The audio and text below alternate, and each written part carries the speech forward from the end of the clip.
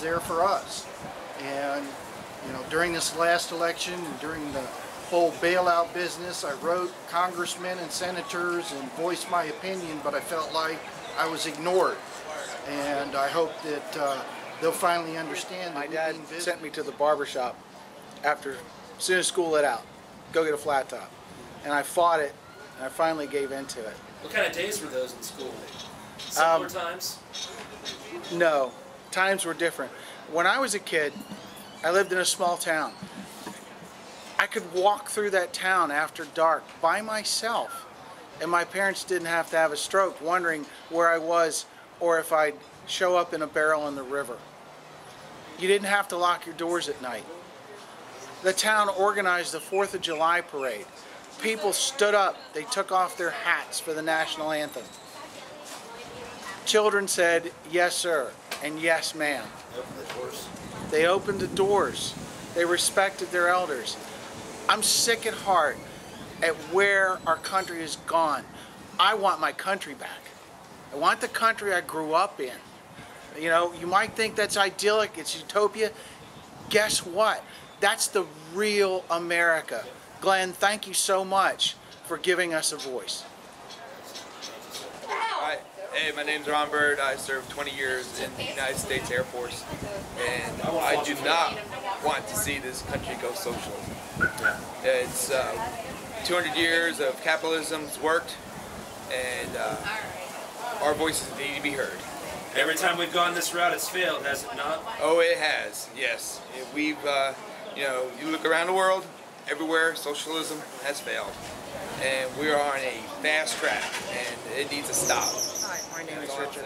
I feel like everyone has to unite together. If you're Democrat, Republican, Independent, we all have to stick together and tell our Congress and senators what we want, not what they think we want, but what we need right now.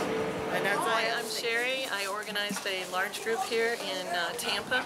We had over 300 people. These gentlemen here helped me. We've worked together as a team to bring everyone here for Glenn's viewing party. I started this thing because in my heart I needed to do something to fight this current government, not necessarily this current administration, just across the board. Our government is out of control. And my blood has been boiling for weeks and for months over this. And I felt like I had to do something, and I was so grateful to Glenn to have put this together and give us a way to vent our frustration and to work hard towards the goal of getting rid of this current government. One of the approximate 350 people that were here today, and we're just individuals, and I think at times we get frustrated and aggravated with the lack of control that we have. Nobody seems to be listening to us, and it was a great feeling to get together with like-minded people from throughout Tampa Bay. It wasn't just Tampa. I live across the bridge in Pinellas County, and we're looking forward to more events like this. Hopefully this is the beginning of a movement that is for the individual, and a lot of different backgrounds and opinions and ideologies were in the room today, but I think the 9 values and the 9 principles and the 12 values, everybody agrees to that, and so hopefully this movement will do a lot to get this country back the way our founding fathers had intended it to be, and it will just help us all grow together as Americans. My name is William, and I saw that the group was growing pretty large, and I'm pretty good at organizing skills, so I got involved, and I had been listening to Glenn only for about 6 months, and I've become a fan of his entertainment. So and also some of it he can get a little preachy every once in a while, but I do enjoy his views. I am a libertarian, a registered libertarian, so there's too much government control is pretty much what I brought it into, or not so much, too much, but the way the current path it's going, then that could potentially cause a problem. Now, my main purpose is that I see a lot of people that are estranged or frightened and scared I want to be able to have groups. It's not really that bad yet, and hopefully there's going to be something that we could do to change where it might go. And they keep on saying that it's bad as the Depression, but it's not.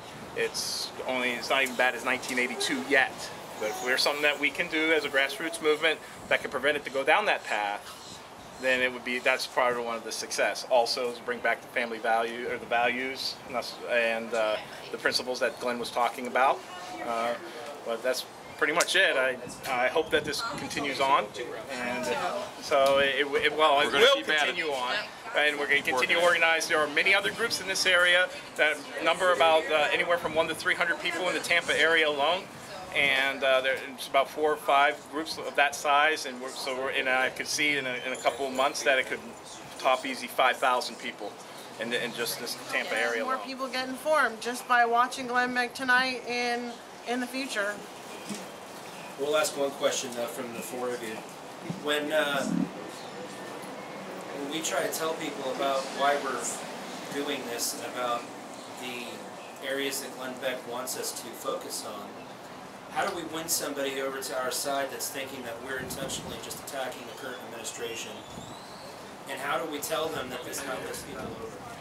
I would ask them to read the books that Glenn suggested, The 5,000-Year Leap and The Real George Washington, and learn about the history of their country and understand that our government is in complete 180 degrees from where our country was founded. People have not been educated about our founding, and I really believe that if they read about what our founders intended, that they would change their mind about where government is. Glenn talks about the gut feeling that you have, and oftentimes, more often than not, your gut is right. And I would ask that person that says what the current administration or what Washington is doing, it's certainly more than just the current administration. If that resonates in your gut as being the right way to go, if your credit cards are maxed out, if you're 6 months behind on your mortgage payment, if you're several months behind on your car payment, and you go home and you say to your husband or your wife, "What are we going to do?" and they respond by saying, "Well, let's go shopping. That'll solve our problems."